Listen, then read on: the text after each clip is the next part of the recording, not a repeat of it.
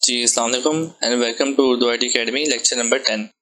आज ही हम देखने जा रहे हैं जी, हमारे पास गूगल क्लाउड की VPC की लैब है। One of the most important topics कि आपने IP किस तरह कन्फिगर करने हैं गूगल क्लाउड के ऊपर रहते हुए, आपने किस तरह अपनी CID या रेंज को डिफाइन करना है, क्या मामला आपने करने हैं। तो आज ही हम लैब करने जा रहे हैं जी। VPC का मतलब होता है जी वर्चुअल प्राइवेट क्लाउड, और लैब जो हम करने जा रहे हैं वो हम ये 4 पॉइंट्स ही करेंगे। पहली है जी create a VPC with multi region subnets, कि हमने एक VPC बनाना है मल्टी रीजन सबनेट्स के साथ। तो जी इसको स्टार्ट करते हैं और मैं आपको क्लाउड कंसोल पर ले जाता हूँ इसके बाद। तो जी फर्स्ट थिंग फर्स्ट हम आ गए हैं अपने डैशबोर्ड पर। ये मेरे पास डैशबोर्ड है। तो यहाँ पर जाने के बाद हम क्या करते हैं, डैशबोर्ड क्लिक करते हैं कंसोल के बाद। अब यहाँ पर हमारे पास मुख्तलिफ सर्विसेज आ रही हैं। सबसे पहले मैं क्लिक करूँगा हैमबर्गर मेन्यू पे, यहाँ पर VPC पे क्लिक करूँगा, या इधर सर्च भी कर सकता हूँ डायरेक्ट VPC का ऑप्शन। उसके बाद क्या होगा जी, मैं VPC पे सर्च करूँगा तो ये ऑप्शन आ जाएंगे, VPC network, IP addresses, bring your own IP, firewall, routers, VPC network peering, shared IP, serverless VPC access और पैकेट मिररिंग। सो अब हम क्या करेंगे, बारी बारी इस पर काम करना शुरू करते हैं जी। इसको मैं करता हूँ मिनिमाइज। जब आप कोई भी प्रोजेक्ट बनाते हैं प्रोजेक्ट मोड पे, प्रोजेक्ट पे काम हो रहा है अभी, ठीक है, ये आपका प्रोजेक्ट है। तो इसमें होता क्या है कि आपके पास बाय डिफ़ॉल्ट एक VPC बना होता है जिसके अंदर 35 के 35 सबनेट ऐड हुए हैं गूगल के। सबनेट का मतलब है मुख्तलिफ regions, US central 1, Europe west 1, ठीक है ना, ये सारे इसके सबनेट हैं। सो गूगल ने एक बहुत बड़ा सबनेट कन्फिगर किया होता है /20 का, और उसके अंदर मुख्तलिफ रेंजेस सबनेट की डिफाइन की होती हैं, ठीक है। सो अब हम क्या कर सकते हैं कि हम डिफ़ॉल्ट को यूज़ नहीं करेंगे, हम करते हैं क्रिएट VPC। जो हमारी लैब है उसमें क्या है जी, हमारे पास create a VPC with multi region subnets की एक VPC बनाना है। सबसे पहले VPC बना देते हैं सिर्फ। अच्छा जी, VPC मैं इसका नाम दे देता हूँ AF VPC, ठीक है।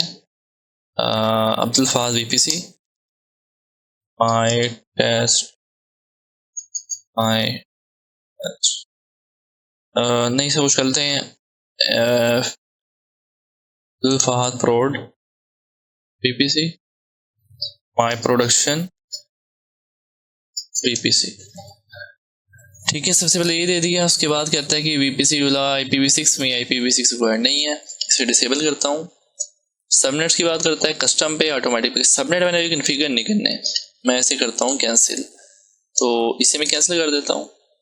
तो ये सबनेट का ऑप्शन देखते हैं मेरे पास अभी आ रहा है कि आप सबनेट बनाना चाहते हैं कि नहीं। तो उसके बाद क्या करता हूँ, मैंने अभी फायरवॉल रूल्स को नहीं छेड़ना, मैंने अभी सबनेट को नहीं छेड़ना, और मैंने क्या करना है, अब वो कहता है कि आपका डायनामिक राउटिंग मोड होगा रीजनल या ग्लोबल। जब भी आप VPN यूज करेंगे तो वो cloud router will learn routes in a region in which they were created. Cloud router जब आप करेंगे तो वो रीजनल लेगा, मतलब US को सिर्फ लर्न करेगा, या ग्लोबली। तो ग्लोबल करूंगा तो वो ग्लोबल हो जाएगा। Global routing lets you learn routes dynamically to and from all regions with a single VPN और इंटरनेट क्लाउड राउटर। ये तब इस्तेमाल होता है जब आप VPN यूज कर रहे होते हैं।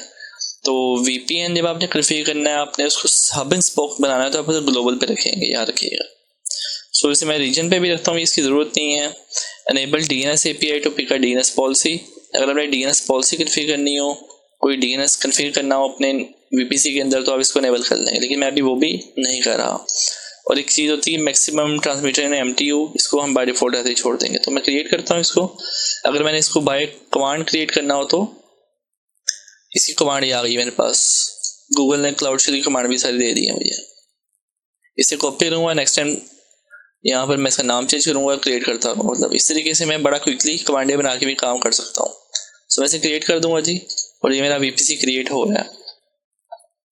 तो यहाँ पे 1 से 2 मिनट लेगा, ये क्रिएशन पे आ गया, ठीक है। इसको क्रिएट होने देते हैं। ये इसको मैं थोड़ा मिनिमाइज कर देता हूँ, इसको मैं ऐसे कर देता हूँ।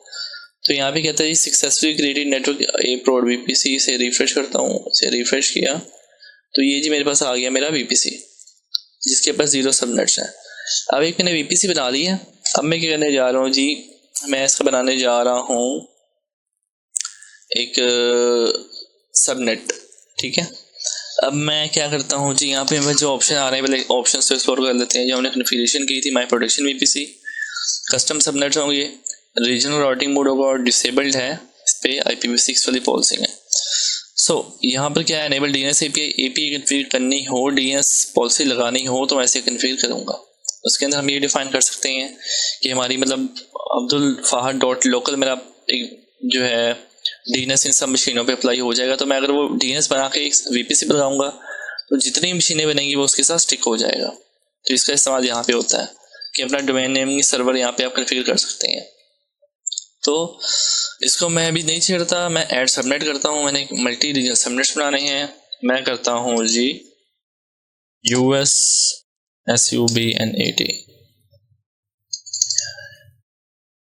US -SUB, ठीक है। स्मॉल में लिखा करते हैं हमेशा, गूगल में कैपिटल अलाउ नहीं होता कहीं पे भी। माई US सबनेट। अब रीजन में कर लेता हूँ जी, मैं US से कोई रीजन ले लेता हूँ, इसमें US central, US central one ले लेता हूँ। अब पर्पज वो कहता है कि रीजनल मैनेज प्रॉक्सी के लिए इस्तेमाल करना है सबनेट को आपने, प्राइवेट सर्विस नेट के लिए इस्तेमाल करना है आपने, ठीक है, या नन के लिए। तो मैं कहता हूँ यार मेरी नन है, इस पर मैं इन दो में से कोई भी पर्पज नहीं है, स्पेसिफिक पर्पज नहीं है मेरा। अब IPv6 पे IPv4 पे, मेरा IPv4 पे होगा। सो मैं यहाँ पर देख लेता हूँ जी, हमारे पास कौन कौन सी /9 का ऑप्शन दे ही रहा है बाय डिफॉल्ट, आपको आइडिया दे रहा है।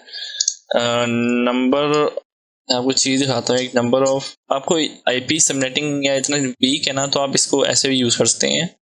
नंबर ऑफ IPs इन /29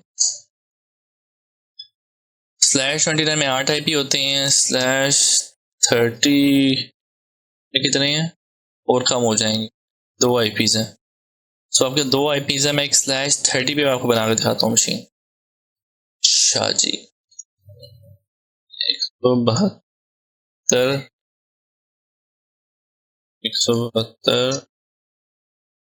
20 सिफर में सिफर /30, ये इस पे रूल नहीं होगा।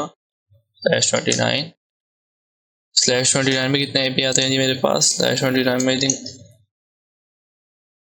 मेरे पास आएंगे 8 IPs। 8 से ज़्यादा मशीनें इस पर मैं नहीं बना सकता, ठीक है। तो मैं कहता हूँ /29 एक IP बना देता हूँ। और गूगल की एक प्रेफरेंस होती है, गूगल हमेशा कहता है याद रखिएगा कि आपने जो है अपना सबनेट है वो स्मॉल रखना है, मतलब एक्स्ट्रा IPs नहीं रखने हैं, उनकी प्रेफर्ड अप्रोच नहीं है। जो गूगल प्राइवेट एक्सेस की बात करता है कि अपने से प्राइवेट एक्सेस ऑन करती हैं, गूगल की APIs में कॉल करवानी है कि नहीं, तो मैं कहता हूँ इसकी जरूरत नहीं है। फ्लो लॉग्स को मैंने ऑन नहीं करना। अब इसके अंदर मैं एक और सेकेंडरी IPv4 रेंज भी डाल सकता हूँ, ठीक है, अगर मैं चाहूँ तो। एडिशनली से एलियास IP कहते हैं, इसे मैं कैंसिल कर देता हूँ अभी और वैसे ऐड कर देता हूँ। क्रिएशन इन प्रोसेस आ जाएगी, यहाँ पे इसे क्रिएट कर रहा है। इसके बाद क्या होता है जितना देख लेते हैं। मैं दोबारा क्या ऐड सबमिट करता हूँ, EU -SUB यूरोप का सबनेट, माई यूरोप सबनेट, यूरोप के सबनेट में है जी हमारे पास यूरोप बेस्ट 1 ले लेता हूँ। देन IPv4 मैं ऐसे कर लेता हूँ 172 20 16 में 0/24, ठीक है। इसमें मेरे पास /24 में कितने IP होंगे, 200 समथिंग /24। इसमें भाई यूजेबल IP होते हैं जी 256 और 250 में कुछ IP रिजर्व होते हैं, अभी आपको साथ साथ दिखा देता हूँ। इसे ऐड किया, ये मैंने 2 सबनेट ऐड कर दिए। तो ये मैंने मल्टी रीजन्स अभी मल्टी सबनेट्स की रेंज की हैं विद इन रीजन।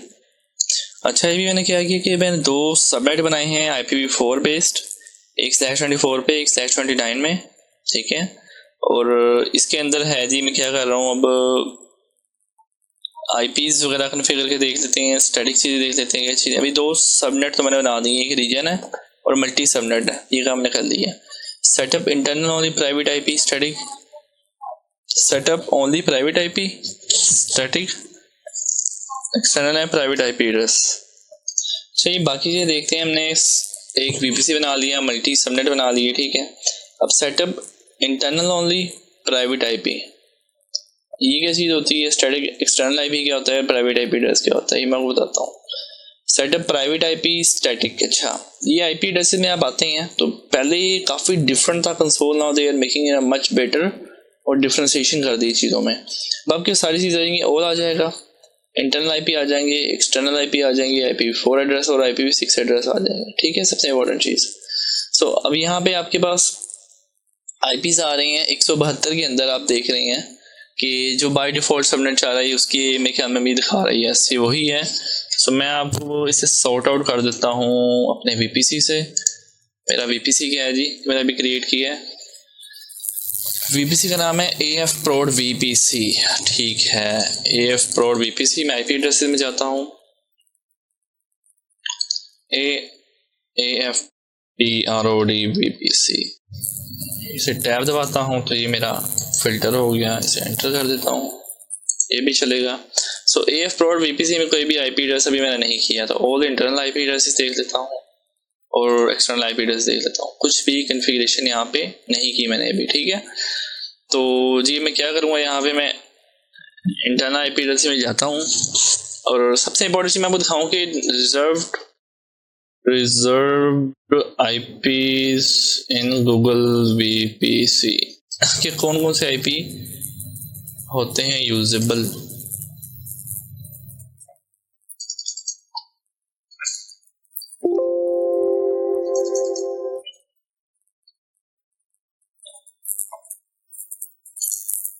ये देखें गूगल में जो नॉन यूजेबल आईपी कौन से होते हैं, अब वो उसमें बताता है कि एक नेटवर्क, एक default gateway, second to last address और एक ब्रॉडकास्ट एड्रेस। मतलब आप 10-1-2 में 0 और 10-1-2 में 0 first address in the primary IP range, आप फर्स्ट एड्रेस को मतलब 0 को आप इस्तेमाल नहीं कर सकते। फिर डिफ़ॉल्ट गेटवे वो कहता है सेकंड आईपी एड्रेस जो होता है इन आईपी रेंज मतलब कि 2.1 2.0, ठीक है, वो सेम ही सबनेट बता रहा है, तो उसके अंदर आप 0 इस्तेमाल नहीं कर सकते, 1 इस्तेमाल नहीं कर सकते, ठीक है। उसके बाद कहता है सेकंड टू लास्ट एड्रेसेस, मतलब कि 2.254 ये भी नहीं इस्तेमाल कर सकते, 255 ये भी इस्तेमाल नहीं कर सकते, बाकी आईपीज यूजेबल होते हैं। अब मैं इसे टेस्टिंग किस तरह करूँगा, अगर मैं कोई मशीन बनाऊंगा ना वो by default 1 dot, for example मैंने कोई भी VPC में एक मशीन बना कर देखता हूँ, इसको हम वेरीफाई भी कर लेते हैं किस तरह आईपी साइन हो रहे होते हैं। गूगल बाय डिफ़ॉल्ट खुद ही आईपी साइन कर रहा होता है। मैं आपको एक मशीन बना के दिखाता हूँ, डैशबोर्ड पे जाता हूँ, यहाँ पे मैं कंप्यूटर इंजन पे जाता हूँ। सो मैं मशीन को स्किप कर रहा हूँ, वीडियो पॉज कर रहा हूँ, मशीन बनती है तो आपको आईपी दिखाता हूँ इसका। अच्छा मैं वीडियो को यहाँ से रिज्यूम कर रहा हूँ दोबारा। ये मैंने मशीन बनाते टाइम अपना VPC कॉन्फ़िगर किया, VPC को यहाँ सेलेक्ट किया है, सबनेट सेलेक्ट किया है, तो ये जो आईपी है ये हमारा प्राइवेट आईपी है मशीन का।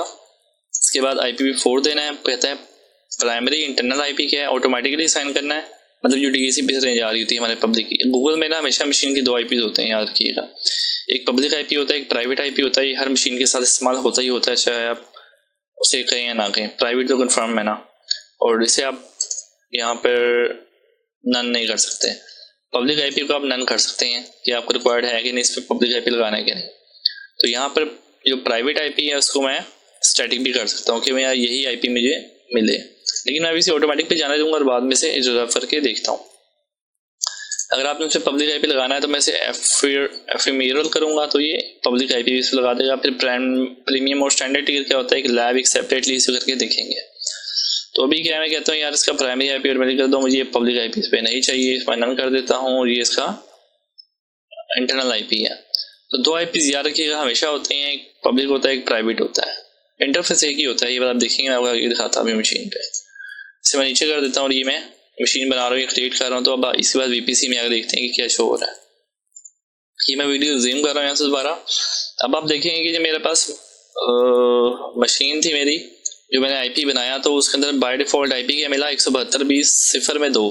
मैंने आपको एक चीज़ अभी बताई थी कि कुछ आईपी रिजर्व होते हैं, उसने कहा कि 0 नहीं यूज़ कर सकते आईपी रेंज में। पहले 2 आईपी इस्तेमाल कर सकते हैं, मतलब 0.0 2.0 समथिंग लाइक दैट, जो भी आपकी रेंज है। और आप पहले 2 आईपी इस्तेमाल कर सकते हैं, तो गूगल ने बाय डिफ़ॉल्ट ही 2 से आईपी रेंज इस्तेमाल की है। तो मेरे पास /29 में कितने आईपी हैं, नंबर ऑफ आईपी /29 मेरे पास, तो आईपी इसमें 8 है। मतलब 8 में से हमारे पास यूजेबल आईपी कितना हुए, यूजेबल आईपी मेरे पास अराउंड रह गए पीछे से बड़ी हद तक 4 आईपीज, मतलब कि 1 2 ये चले गए तो पीछे 6 रह गए, सॉरी 8 में ये आईपी निकाल दी हमने, तो एक तो इसके बाद मेरे बच गए हमारे अराउंड 6 यूजेबल आईपीज। सो इसको अगर हमने सबनेट को बाद में बड़ा करना हो तो बड़ा करने के लिए क्या है जी, हम इसको रियल टाइम में चेंज कर सकते हैं, बाद में देखेंगे किस तरह।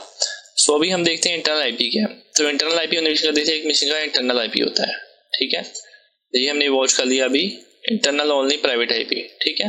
अब मैं मशीन पे अगर आपको दिखा दूं तो instance 1 IP instance SSH enable है कि नहीं, let me try with this.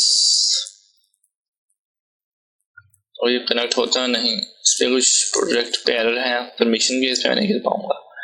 तो बहरहाल ये इसके ऊपर लगा हुआ है आईपी, और आईपी इस टाइम प्राइवेट है, सिर्फ पब्लिक आईपी नहीं है। बाकी कुछ मशीन चल रही है इस पर पब्लिक आईपी लगा हुआ है, ठीक है। अच्छा, मशीन का आईपी हमने देख लिया। पब्लिक आईपी लगाना हो अगर वो हम किस तरह करेंगे उसको देख लेते हैं। एक्सटर्नल आईपी को, एक्सटर्नल आईपी इस पर कोई भी नहीं है। अब मैं क्लिक करता हूँ रिजर्व स्टैटिक आईपी एड्रेस। अब स्टैटिक आईपी एड्रेस क्या होता है, और ये होता है फॉर एग्जांपल स्टैटिक आईपी, इसका नाम ये रख दिया। प्रीमियम टियर पे आपके पास लेटेंसी कम आती है, स्टैंडर्ड टियर पे लेटेंसी होप्स आपके पास ज़्यादा होती हैं, तो इसकी स्पीड ज़्यादा होती है, इसकी थोड़ी कम होती है। यू कैन से IPv6 कर लेंगे, ग्लोबल कर लेंगे, रीजनल कर लेंगे एज पर द रिक्वायरमेंट। तो यहाँ पर मैं करता हूँ रीजनल, और ग्लोबल में कहता है static IP address is not attached to an instance or load balancer will be highly hourly rate, ठीक है। अगर ग्लोबल IP करेंगे तो उसकी है कि तो कहता है इसका रेट ज़्यादा होगा, इसी मशीन के साथ अटैच नहीं है। मैं तो कहता हूँ यार वैसे मैं अटैच करता हूँ, और इन यूज बाय का ऑप्शन लेट मी चेक वो रीजनल अटैच टू, रीजन में वो अटैच भी कर सकता हूँ। इसे मैं करता हूँ attach to IP instance US central 1, और इसे मैं करता हूँ रिजर्व, क्योंकि वो US सेंट्रल 1 पे मशीन बनी हुई है, तो रिजर्व कर लिया इसको मैंने। तो अब ये जो IP एड्रेस है AF prod VPC ऐसे सॉर्ट आउट कर लेता हूँ VPC नेटवर्क के थ्रू। मेरे पास VPC का नाम है AF prod VPC। एड्रेसेस में जाता हूँ, AF prod VPC एंटर करता हूँ। अब यहाँ पे एक्सटर्नल IPs में जाता हूँ, तो ये मेरा एक्सटर्नल IP यहाँ पे शो हो जाएगा। अभी तो आई थिंक वन क्रिएशन है static IP IPv4 address is IPv4 refresh show नहीं हो रहा, just give me second. IP address हो गया हमारे पास, एक्सटर्नल IP आ रहा है हमारा, जो मेरी मशीन के साथ अटैच्ड है। अब मैं एक चीज़ आपको दिखाता हूँ कि मैं किसी सबनेट को रीसाइज किस तरह कर सकता हूँ। यहाँ पे गया, इसको एडिट किया और /28 कर दिया, /24 कर दिया, तो ये मेरी real time IP range expand होगी। इसे मैं करता हूँ सेव, ये देखें अभी इसे कहते हैं IP रीसाइजिंग। मेरे IP रेंज है जो रीसाइज हो गई रियल टाइम में विदाउट एनी डाउन टाइम। सो अब हमने इंटरनल IP देख लिया, प्राइवेट IP देख लिया, एक्सटर्नल IP देख लिया। एक्सटर्नल IP क्या होता है, जब आपकी मशीन रीबूट होती है तो वो IP तब्दील नहीं होता, ये मैंने स्टैटिक कर दी है वो। और प्राइवेट IP एड्रेसेस को स्टडी करना तो वो भी देख लेते हैं किस तरह होता है। अभी /24 पे चला गया। अब मैं IP एड्रेसेस में जाता हूँ जी, इंटरनल IP एड्रेसेस, और ये मेरा एक इंटरनल IP एड्रेस है, इसको मैं कर लेता हूँ यहाँ से रिजर्व स्टैटिक एड्रेस इसका नाम था स्टैटिक आईपी इंटरनल। अब यहाँ पे मेरे पास क्या है जी, इसकी कैंसिल करता हूँ, इंटरनल आईपी एड्रेस में जाता हूँ, AF prod PC, ठीक है, ये मैं क्लिक करता हूँ रिजर्व। इसे मैं कहता हूँ डोमेन कंट्रोल, कि डोमेन कंट्रोल का आईपी है। जैसा आपको पता है कि डोमेन कंट्रोल का आईपी हम स्टैटिक रखा करते हैं, इसे रिजर्व कर दिया। तो ये अब इसको belong to specified scope, scope, इस पे एरर दे रहा है मुझे।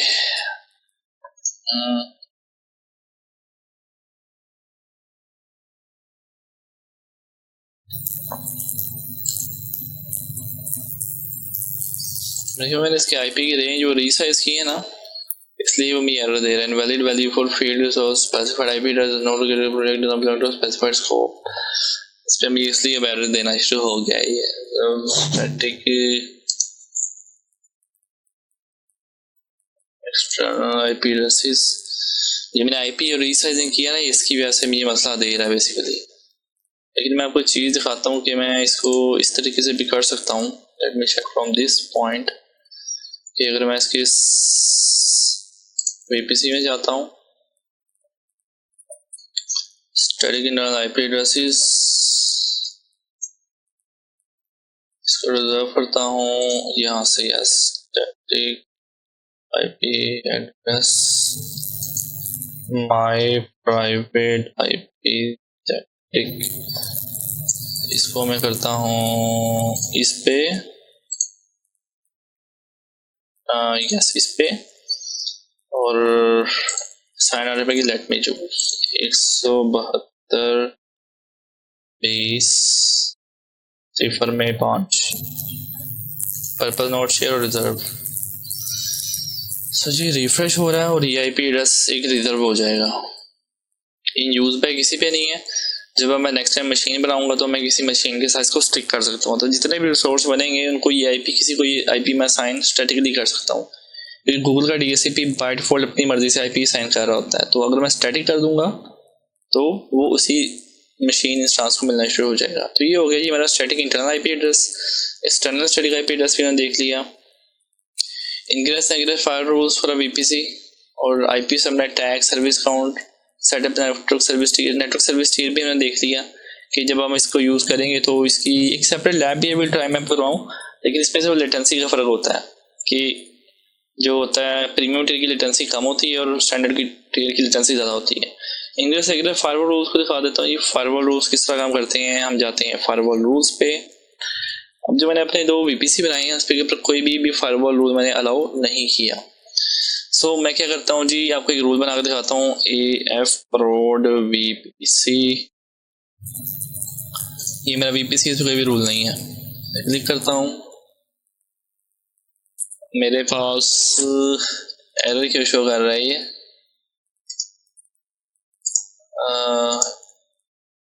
ट्राई अब आ रहा है, ठीक है, कोई टेम्परेरी एरर आ रहा था। अब फॉरवर्ड रूल क्रिएट करता हूँ जी। माई ओल्ड ट्रैफिक रूल, सारे ट्रैफिक अलाउ करवा दो। डिस्क्रिप्शन है allow old traffic from my IP। Logs में नहीं चाहिए, नेटवर्क में सेट करता हूँ अपना जो मैंने बनाया हुआ है। और उसके बाद में जाता हूँ प्रायोरिटी क्या चाहिए, ये 1000 प्रायोरिटी क्या होती है। इसमें आपको बताता हूँ कि जो सबसे लो प्रायोरिटी होती है वो पहले सुनी आती है। अगर एक रूल होगा वो 999 का होगा वो पहले सुना जाएगा, ये बात आप याद रखिएगा। इसे कंट्रोल Z करते हैं, 1000 डिफॉल्ट प्रायोरिटी रहने देता हूँ। डायरेक्शन ऑफ ट्रैफिक क्या है कि इनग्रेस के बाहर की दुनिया से गूगल की तरफ जो ट्रैफिक आ रही है वो इनग्रेस ट्रैफिक होती है, ठीक है। सो इनग्रेस उसकी डायरेक्शन है, उसे अलाउ करवा दो या डिनाई करवा दो। अलाउ करवा दो। स्पेसिफिक टारगेट टैग्स क्या होते हैं, अगर टारगेट टैग्स बनाऊंगा तो जो टारगेट टैग मशीन ने बना रहा हो तो टारगेट टैग लगाने का ऑप्शन आता है। तो अगर वो टारगेट टैग मैं उस मशीन पे अटैच कर दूंगा तो उस मशीन के साथ वो अटैच हो जाएगा। लेकिन मैं ऐसे करता हूँ all instance in the network, कि मेरा जो VPC है अब्दुल प्रोड VPC, उसके ऊपर जितने भी इंस्टांस बने सब पे अलाउ हो जाए। तो मैं इस पे IP नहीं दूंगा, अभी अपना IP देखता हूँ what is my public IPv4 क्या आ रहा है, मैं अपने घर का IP देख लेता हूँ, उसको कॉपी करके वहाँ पे Ctrl+V कर देता हूँ। सोर्स IP क्या होता है जी, वो कहता है कि किस IPs के थ्रू हमने लॉग करवाना है। 0.0.0 इसका मतलब है पूरी दुनिया से, हर जगह से हर चीज़ लॉग करवा दो, मतलब कि हर जगह से सब कुछ लॉग करवा दो। लेकिन आपने कभी भी ये अप्रोच नहीं रखनी, ये सबसे बैड इंजीनियर ये काम करता है क्लाउड में कि 0.0.0 पे लॉग करवाया हो टेस्टिंग के लिए भी। उसके बाद IPv4 रेंज है, IPv6 रेंज है, सोर्स टैग्स के थ्रू करवाना है, ये भी बात की गेम है। सर्विस अकाउंट के थ्रू करवाना है, ये भी डिफरेंट टर्मिनोलॉजी है। अभी इतना मैं डिटेल में जाऊँगा क्योंकि टेक्निकल चीज़ें हो जाएंगी। तो अभी IPv4 रेंज पे करते हैं, मेरे घर से सब कुछ लॉग करवा दो। उसके बाद सेकेंडरी को मैं नहीं छेड़ता। उसके बाद मैं कहता हूँ अलाउ ऑल पोर्ट्स, ये भी बहुत बैड अप्रोच है, सिर्फ स्पेसिफिक पोर्ट्स लॉग करवाते होते हैं। अगर मेरे पास विंडोज़ की इंस्टॉलेशन है, मैं TCP के ऊपर करूँगा 3389 की पोर्ट अलाउ। अगर मेरे पास SSH की इंस्टॉलेशन है 22 करूँगा, 22 की पोर्ट अलाउ करवाऊँगा। ये तरीका होता है प्रॉपर काम करने का। और जो भी मेरी एप्लीकेशन रिक्वायरमेंट है वो UDP और TCP में मैं अलाउ करवा दूँगा। फिर अदर के अंदर मैं जाता हूँ तो मैं कहता हूँ कि ट्रैफिक ICMP, मतलब कि मेरा जो है पिंग की ट्रैफिक इन इंस्टांस की तरफ जाए, लेकिन सिर्फ मेरे IP से। तो मैं ऐसे कर दूंगा क्रिएट। तो ये एक रूल बनाया हमने फायरवॉल का, एक थोड़ा डिटेल से इसको मैं देख लिया कि क्या क्या ऑप्शन क्या क्या कर रहा होता है। अभी मेरी जो VPC है उस पर ये स्टिक हो गया है, पूरे जो भी इंस्टांस बनेंगे उस सब पे ये स्टिक हो चुका है। तो मैं अगर आपको करके दिखाऊं इस IP को अगर पिंग, तो ये उसे पिंग होना चाहिए CMD, मैं करता हूँ पिंग PING पिंग, लें जी इसकी पिंग आ रही है। लेकिन मैं आपको खेल के दिखाता हूँ, पिंग भी बंद करके दिखाता हूँ इसकी। सो मैं इधर जाता हूँ, मैं फॉरवर्ड रूल्स में जाता हूँ। अब मैं देखता हूँ जी मेरा AF VPC पे रूल बना हुआ है ये वाला, ठीक है। मैं इस पर आपको अभी पिंग बंद करके दिखाता हूँ। मैं ऐसे एडिट करूँगा रियल टाइम में, उसके बाद मैं इसको कर दूंगा अदर को अनचेक और सेव कर दूंगा। तो ये बहुत ही रियल टाइम में अप्लाई हो रहा होता है। अब मैं ऐसे करूं कि अब पिंग करो, सेव हो रहा है, इसको 1 मिनट दे देते हैं, से अपडेट कर रहा है। तो ये बहुत तेजी से अप्लाई हो रहा होता है मीन्स, लेकिन अब पिंग नहीं करेगा, देख रहे हैं। देखिए मैंने पिंग ब्लॉक कर दी वहाँ से, उसे अनचेक कर दिया। तो ये बेसिकली गूगल की फायरवॉल है जो कि बहुत पावरफुल है, और आपको इसे प्रॉपर्ली कन्फिगर करना चाहिए कि जहाँ से जिन जिन जगहों से ट्रैफिक अलाउ करवानी है सिर्फ वहीं से करवाइए। इसके अलावा कोई आपने 0.0.0 वाला काम कभी भी नहीं करना। जो ऑलवेज चेक पूछते भी हैं कि बेस्ट सिक्योरिटी प्रैक्टिस क्या है, तो ये बेसिकली बेस्ट सिक्योरिटी प्रैक्टिस है, याद रखिएगा इस चीज़ को, ठीक है। सो ये हमने देख लिया कि हमने किस तरह फायरवॉल के साथ खेलना है। और नेटवर्क सर्विस टियर का आई विल ट्राई कि सेपरेटली आपको लैब में चला करवा दूँ। So this is the end. हमने VPC देख लिया, मल्टीपल IPs की कंसेप्ट देख ली। इस पर ब्रिंग योर ओन IP क्या है कि आईना से अगर आप अपना IP खरीदते हैं तो वो आप गूगल में इस्तेमाल कर सकते हैं। IP पूल्स में कुछ पैरामीटर देने होते हैं। राउट्स क्या हैं जी, राउट्स पे व्यू करवा देता हूँ आपको कि मैं जितने भी VPC बनाता हूँ उसका AF prod VPC Google by default. एक इंटरव्यू का सवाल भी कि बाय डिफॉल्ट जब गूगल का VPC बनाते हैं क्या चीज़ें आपको मिलती हैं, तो कुछ फायरवॉल रूल्स मिलते हैं और कुछ डिफॉल्ट राउट्स मिलते हैं। फॉर एग्जांपल ये देखिए ना, इस राउटर के अंदर एक मेरे इस प्रोडक्शन की VPC में सारे राउट चले हुए 172.20.16 का भी, 172.20.0.0 का भी।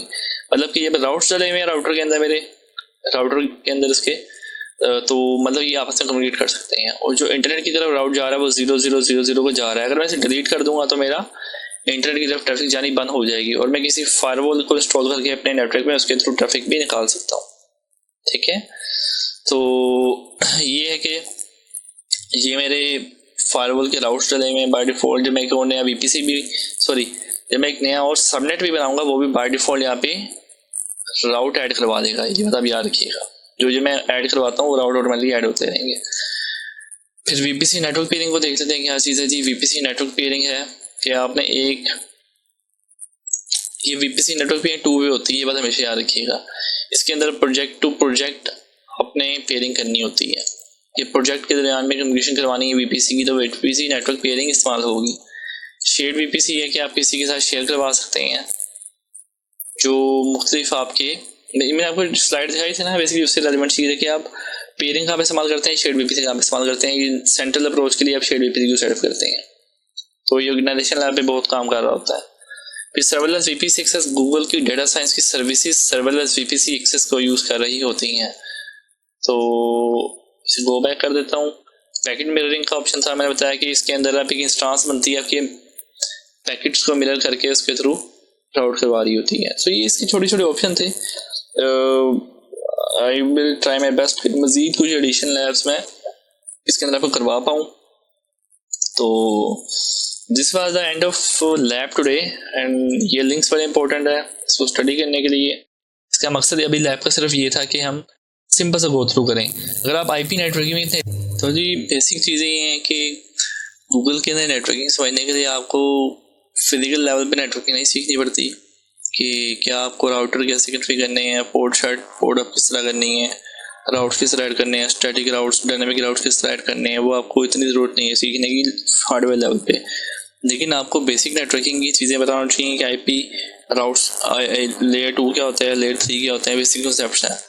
उसके अलावा IP एड्रेसिंग की सीरीज़ क्या होती है ये आपको बताना चाहिए।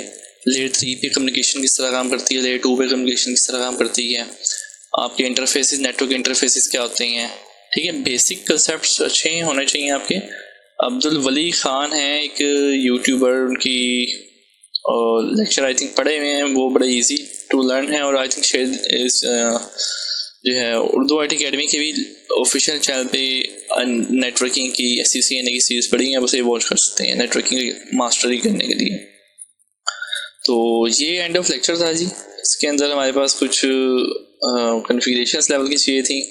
आगे हम देखते हैं कि कंप्यूटर पे किस तरह खेल सकते हैं। मज़ीद आई विल ट्राई कि मैं कोई नेटवर्किंग लैब भी साथ में ऐड करूँ। बाकी ये कि आप गो थ्रू करते रह करें साथ साथ, ये बड़ा इंपॉर्टेंट थिंग है कि व्हाट्स न्यू। और ये हमने आज लैब के पॉइंट पे कर दी। आई विल ट्राई कि मैं इसकी लैब इंशाल्लाह अगले में आपको एक ऐड ऑन करवाऊँ। तो तब तक के लिए अल्लाह हाफ़िज़। फिर मज़ीद की नेक्स्ट लैब्स के अंदर थ्योरी सीरीज़ के अंदर मिलते हैं।